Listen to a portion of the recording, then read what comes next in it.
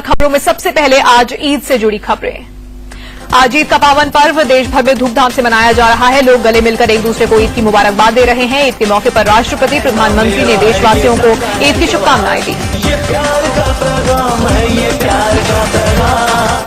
दिल्ली के जामा मस्जिद में हजार लोगों ने एक साथ ईद की नमाज अदा की। शाही इमाम की मौजूदगी में लोगों ने यहां नमाज अदा की और एक दूसरे को मुबारकबाद दी।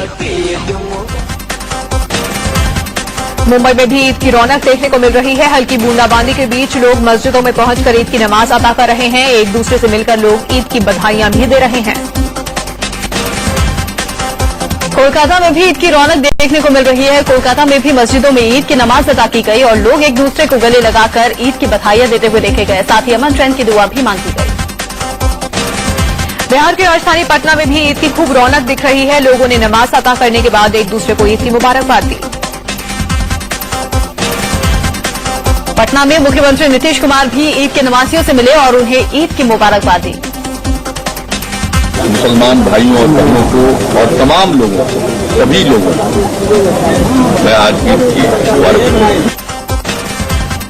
नवाबों की नगरी लखनऊ में भी धूमधाम से ईद मनाई जा रही है। लखनऊ की ऐशबाग ईदगाह में नमाज अता की गई और एक दूसरे को ईद की बधाई दी गई।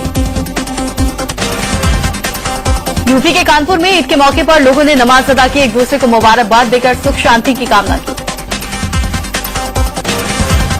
गुजरात में भी ईद की रौनक नजर आ रही है। अहमदाबाद में लोगों ने नमाज अता की और ईद की मुबारकबाद एक दूसरे को गले लगाकर दी। जम्मू कश्मीर की राजधानी श्रीनगर में भी ईद की रौनक दिखी। सुबह सुबह ही लोग मस्जिद पहुंच गए और नमाज अदा करने के बाद एक दूसरे को ईद की मुबारकबाद दी। जन आशीर्वाद यात्रा पर निकले मध्य प्रदेश के मुख्यमंत्री शिवराज सिंह चौहान ने भी लोगों को ईद की शुभकामनाएं दी हैं। शिवराज सिंह चौहान ने ईद को भाईचारा बढ़ाने वाला त्योहार बताया। सभी हमारे अल्पसंख्यक भाइयों को मैं ईद की मुबारकबाद देता हूं। पाकिस्तान के प्रधानमंत्री नवाज शरीफ के करीबी और पीएमएलएन पार्टी के सांसद तारिक अजीम ने इंडिया न्यूज पर बड़ा बयान दिया है। तारिक अजीम ने आतंकी हाफिज सईद की तुलना मोदी से कर दी है। कहा, हाफिज और मोदी एक समान है। तो कोर्ट जो है उसको एक्सेप्ट नहीं करती कि बंदे को परमानेंटली आप अंदर रखें किसी बंदे को, और ना ही कोई ऐसी बात ही है कि आप पे कोई स्पीचेस के ऊपर आपको पाबंदी आज कर सकते हैं। आपके यहाँ पे नरेंद्र मोदी साहब हैं, वहाँ पे कई दफा स्पीचेस करते हैं। इंडिया न्यूज के शो टुनाइट विद दीपक चौरसिया में नवाज शरीफ के करीबी तारिक अजीम ने एक और बड़ी बात कही। तारिक अजीम ने कहा कि पाकिस्तान सरकार एलओसी पर भारतीय सैनिकों पर हमले की जांच कराएगी।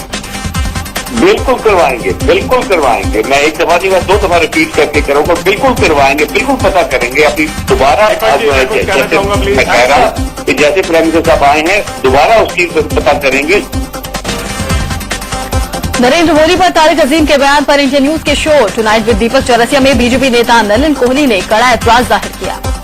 इन्होंने हाफिज सईद, जिसको एक proclaimed terrorist United states of America ने कहा है, उसको नरेंद्र मोदी जी, जो इस देश के इलेक्टेड और किसी कोर्ट के द्वारा, हमारे यहां प्रक्रिया पूरी चल रही है, मतलब इस प्रकार के इन्होंने अपशब्द कहे और तो मैं कह ही नहीं सकता। शिवसेना नेता प्रेम जुगला ने भी तारिक अजीम के बयान पर कड़ा एतराज जताया और पाकिस्तान को सबक सिखाने की मांग की। तो कातिल को दुआ दी जाए, यही रस्म हो तो ये रस्म बदल दी जाए। अब ये रस्म तोड़ दो, पाकिस्तान को घेरो और उसको सबक सिखाओ। इंडिया न्यूज पर नवाज शरीफ के करीबी तारिक अजीम ने कहा, उसामा बिन लादेन के पाकिस्तान में छिपे होने की जानकारी नहीं होना पाकिस्तान की बड़ी खुफिया नाकामी थी। फ्लेयर हुआ, ऑब्वियसली इंटेलिजेंस फ्लेयर हुआ। एक बंदा आके रह रहा है आपके घर में और आपको नहीं पता चल रहा, तो बहुत बड़ा इंटेलिजेंस फ्लेयर। पाकिस्तान के प्रधानमंत्री नवाज शरीफ ने माना कि एलओसी की घटना के बाद भारत पाक में तनाव बढ़ा है। भारतीय संसद से पाकिस्तान को मिली चेतावनी के बाद नवाज ने मंत्रियों और अफसरों की आपात बैठक बुलाई। जम्मू के पुंछ सेक्टर में पाकिस्तानी हमले पर ब्रिटेन के प्रधानमंत्री डेविड कैमरन ने बिन मांगी सलाह दी है। कैमरन ने कहा कि भारत और पाकिस्तान को बातचीत से मसला सुलझाना चाहिए। इससे पहले रक्षा मंत्री ए.के. एंटनी ने पुंछ हमले पर अपना बयान बदल लिया। गुरुवार को संसद में रक्षा मंत्री ने माना कि चक्का दबाग चौकी पर पाकिस्तानी सेना की तरफ से हमला किया गया था, जिसमें 5 भारतीय जवान शहीद हुए थे। लोकसभा में नेता विपक्ष सुषमा स्वराज ने रक्षा मंत्री के बयान पर कहा कि वो देर से आए लेकिन दुरुस्त आए। मैं आभार व्यक्त करती हूँ रक्षा मंत्री के प्रति गलती उन्होंने कल की थी उसको आज उन्होंने सुधारने का काम किया है। बीजेपी नेता गोपीनाथ मुंडे भी विवादास्पद बयान देकर फंस गए हैं। मुंडे ने कहा कि आतंकी हमले में 5 जवान शहीद हुए थे। उनके इस बयान पर विपक्ष ने उन्हें घेरना शुरू कर दिया है, जिसके बाद बीजेपी नेताओं और खुद मुंडे ने सफाई दी। पुंछ में पाक जवानों की नापाक करतूत के बाद भारत पाक सीमा पर सुरक्षा बढ़ा दी गई है। यहां सेना के जवान लगातार पेट्रोलिंग कर रहे हैं, किसी भी खतरे से निपटने के लिए पूरी तरह से तैयार। शहीदों पर विवादास्पद बयान देने वाले बिहार के मंत्री भीम सिंह को लेकर बवाल थमता नहीं नजर आ रहा है। आरजेडी सुप्रीमो लालू प्रसाद यादव ने मंत्री को तत्काल बर्खास्त करने की मांग की। शायद यहाँ का मंत्री बोला कि शहादत के लिए ही, शहीद होने के लिए, इस मंत्री को तो एक क्षण भी मुख्यमंत्री में थोड़ा भी बिहार के प्रति और सैनिकों के प्रति दर्द है कि इसको कल बर्खास्त करो, इसको कान पकड़ कर इसको बाहर करो। भीम सिंह को मंत्रिमंडल से अपमानित किया। शहीदों को लेकर दिए गए बिहार सरकार में ग्रामीण कार्य मंत्री भीम सिंह के शर्मनाक बयान को लेकर पटना में गुस्सा फूट पड़ा। लोक जनशक्ति पार्टी के कार्यकर्ताओं ने भीम सिंह का पुतला फूंककर विरोध जाहिर किया और भीम सिंह की बर्खास्तगी की मांग की। हालांकि बिहार के मुख्यमंत्री नीतीश कुमार अपने मंत्री के बयान को लेकर अफसोस जता चुके हैं। ऐसी परिस्थिति में अगर किसी भी प्रकार का हमारे सहयोगी ने जो बयान दिया वो बहुत ही गलत है और मैंने जैसा कहा मुझे बेहद इस बात का दुख है, अफसोस है। मैं अपनी तरफ से भी इसके लिए खेद प्रकट करना चाहूंगा। इस तरह की बात नहीं होनी चाहिए। वहीं सीएम की फटकार के बाद ग्रामीण कार्य मंत्री भीम सिंह पहले ही माफी मांग चुके हैं। दरअसल गुरुवार को बिहार के ग्रामीण कार्य मंत्री भीम सिंह ने कहा था कि सेना और पुलिस में लोग शहीद होने के लिए ही आते हैं। दरअसल शहीद जवानों का पार्थिव शरीर पटना पहुंचने पर सरकार का कोई मंत्री एयरपोर्ट पर नहीं पहुंचा था। इसी बात से जब मंत्री जी से सवाल पूछा गया तो उन्होंने पत्रकारों पर ही बेतुके सवाल डाल दिए। भले ही मंत्री भीम सिंह ने अपने बयान पर माफी मांग ली हो, लेकिन बीजेपी ने उन पर जमकर निशाना साधा। पुंछ में शहीद बिहार के जवानों की शहादत का मजाक उड़ाने में नीतीश के सिंचाई मंत्री अवधेश कुशवाहा भी पीछे नहीं रहे। छपरा में शहीद जवान की अंतिम विदाई में देरी से पहुंचने पर मंत्री जी ने कहा कि वो उड़कर नहीं आ सकते थे।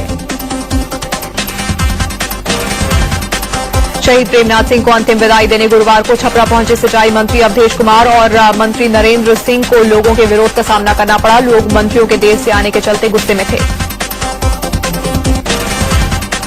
शहीदों को श्रद्धांजलि देने के लिए एयरपोर्ट न पहुंचने को लेकर बीजेपी सांसद राजीव प्रताप रूढ़ी ने नीतीश सरकार पर तीखा हमला बोला है।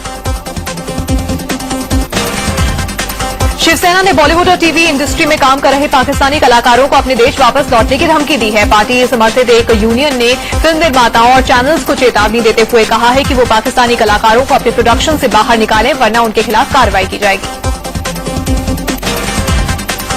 मुंबई से सटे ठाणे में शिवसेना और एमएनएस ने पाकिस्तानी सैनिकों की कायराना हरकत का विरोध किया। एमएनएस ने मशाल मोर्चा निकालकर पाकिस्तान के खिलाफ जमकर नारेबाजी की।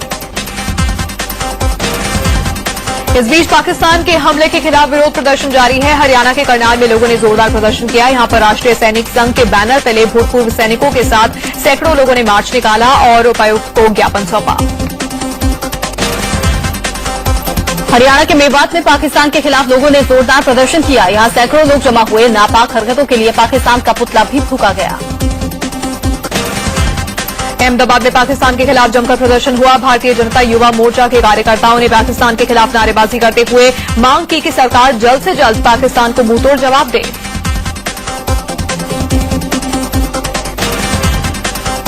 हिमाचल प्रदेश में खनन माफिया ने एसडीएम यूसुफ खान पर हमला कर उसकी जान लेने की कोशिश की है। यूसुफ खान नालागढ़ में सरसा नदी से अवैध खनन करने वालों पर दबिश देने गए थे, जहां उन्हें ट्रैक्टर से कुचलने की कोशिश की गई। यूसुफ यूपी के चर्चित आईएएस दुर्गा शक्ति नागपाल के बैचमेट हैं।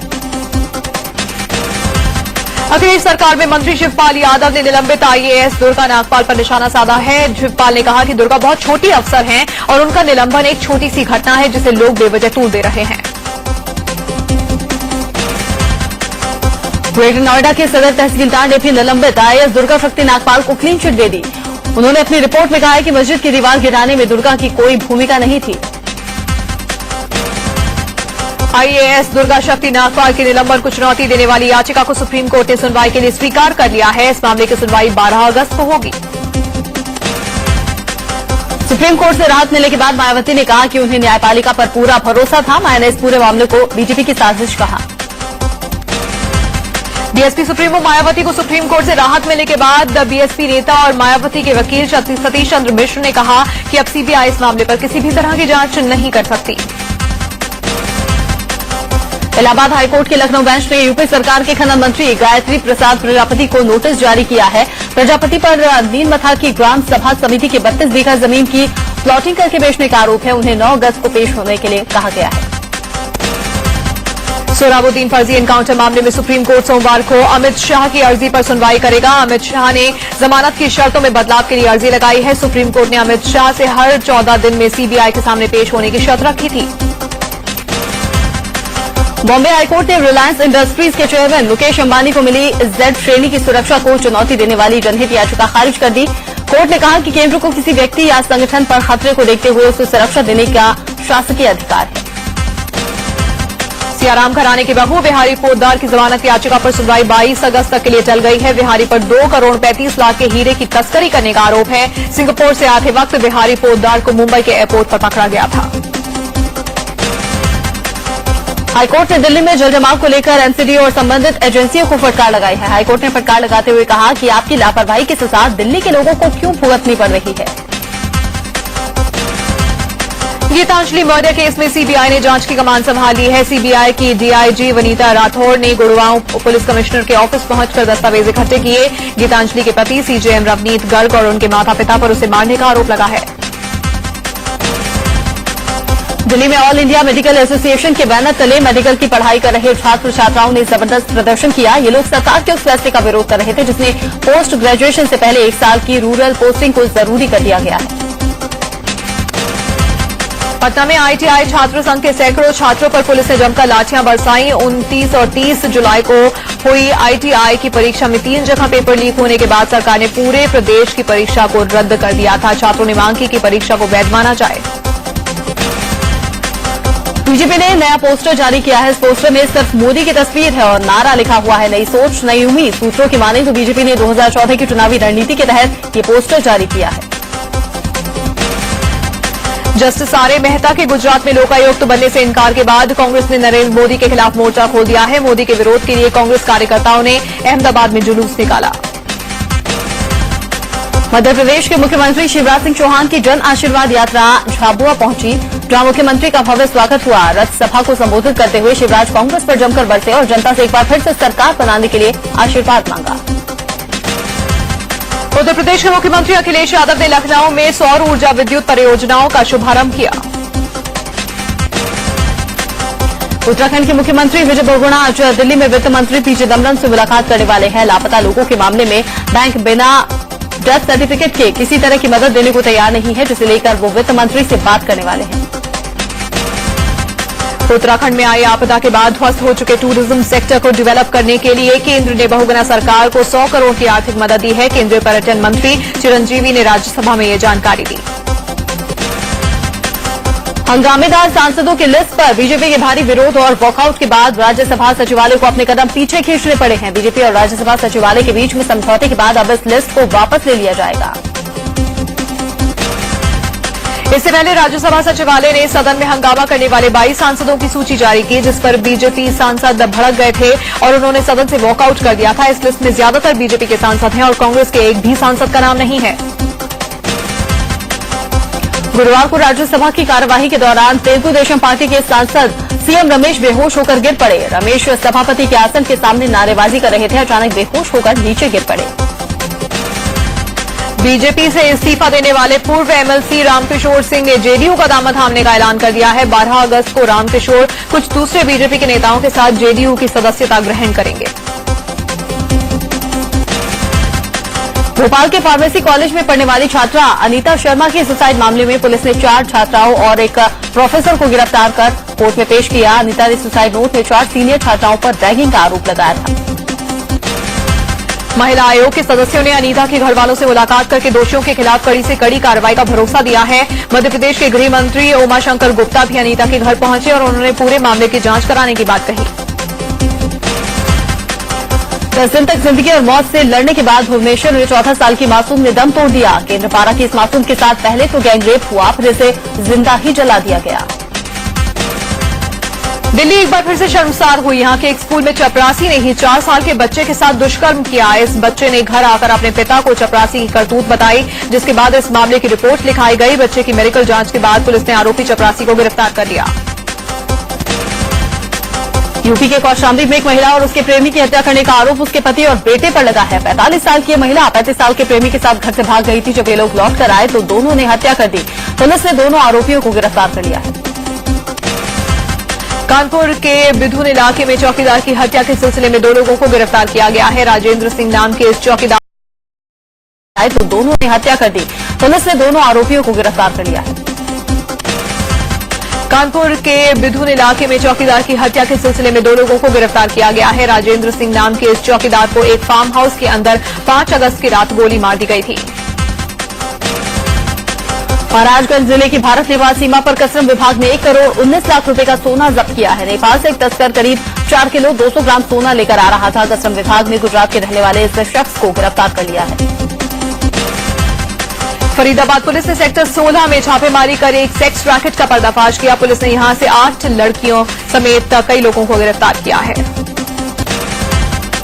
इलाहाबाद में हंगामा करने वाले 16 छात्रों को गिरफ्तार किया गया है। करीब 5000 छात्रों के खिलाफ सिविल लाइंस थाने में मामला दर्ज हुआ है। यूपी में लोकसभा आयोग की भर्ती परीक्षाओं में आरक्षण की मांग को लेकर छात्रों ने तोड़फोड़ और हंगामा किया था।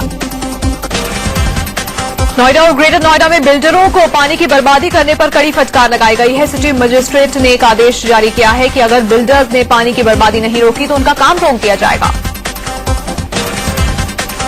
आगरा में 1 महीने के अंदर 3 बार एसिड अटैक का मामला सामने आ चुका है। इसके बावजूद भी यहां तेजाब की बिक्री खुलेआम हो रही है। यहां तक कि बिना आईडी प्रूफ चेक किए ही दुकानदार तेजाब बेच रहा है। इंदौर की एक दुकान में ग्राहक बनकर आए शख्स ने दुकान के गोलक में रखे रुपयों पर हाथ साफ कर दिया। उसकी यह हरकत दुकान में लगे सीसीटीवी कैमरे में कैद हो गई। पूर्वांचल में तेजी से फैल रहे दिमागी बुखार पर काबू पाने के लिए एसएसबी के जवानों ने अनोखी पहल शुरू की है। गोरखपुर में जवानों ने बड़े पैमाने पर सफाई अभियान चलाया, लोगों को दवाइयां बांटी और बीमारी के लिए जागरूक किया। हरियाणा के जींद में डॉक्टरों ने ऑपरेशन कर 15 साल के एक लड़की के पेट से 1 किलो से ज्यादा वजन के बालों का गुच्छा निकाला है। परिजनों के मुताबिक लड़की को बाल खाने की आदत थी। बिहार के जहानाबाद में सुनील कुमार नाम का एक लड़का श्रवण कुमार की तर्ज पर अपनी मां को लेकर देवघर के लिए रवाना हुआ है। अपनी मां की अटूट श्रद्धा और इच्छा के बाद सुनील ने मां को भगवान शिव के दर्शन कराने के लिए ये फैसला लिया। गुजरात के जूनागढ़ के गिर के जंगलों में शेरनी ने एक साथ 5 बच्चों को जन्म दिया है। उत्तरकाशी में आसमान से आफत की बारिश के चलते भूस्खलन थमने का नाम नहीं ले रहा। विकास भवन मार्ग पर भूस्खलन के चलते बड़े बड़े पत्थर गिर रहे हैं। सड़क पर पड़े इन पत्थरों को देखकर लगता है कि यहाँ कभी भी कोई भी बड़ा हादसा हो सकता है। बिहार के मनेर में सोन नदी का जलस्तर बढ़ने से गांव में बाढ़ का खतरा मंडराने लगा है। नदी के पानी बढ़ने से कई गांवों का संपर्क आपस में टूट गया है। बिहार के भोजपुर में गंगा का उफान कहर बरपा रहा है। गंगा नदी के बढ़ते जलस्तर की वजह से यहां कई इलाके बाढ़ की चपेट में हैं। बाढ़ से घिरे शाहपुर ब्लॉक के लोग मुश्किल में हैं। आधा दर्जन लोगों के साथ दर्जन भर मवेशियों की मौत भी हो चुकी है। छत्तीसगढ़ के धमतरी इलाके में लगातार हो रही बारिश के बाद बाढ़ के खतरे को देखते हुए प्रशासन ने अलर्ट जारी कर दिया है। धमतरी बांध के 3 गेट खोले गए हैं। विश्व बैडमिंटन चैंपियनशिप में भारत के 3 खिलाड़ी क्वार्टर फाइनल में पहुंचने में सफल रहे। महिला वर्ग में साइना नेहवाल, पीवी सिंधु ने अंतिम 8 में जगह बनाई, जबकि पुरुष वर्ग में पारुपल्ली कश्यप ने अंतिम 8 में जगह बना ली है। साइना नेहवाल बैडमिंटन विश्व रैंकिंग में 4थे स्थान पर खिसक गई हैं। साइना की जगह थाईलैंड की राचानोक एतानोन ने जगह ली है, जबकि पीवी सिंधु विश्व रैंकिंग में अपना 12वां स्थान बरकरार रखने में सफल रही।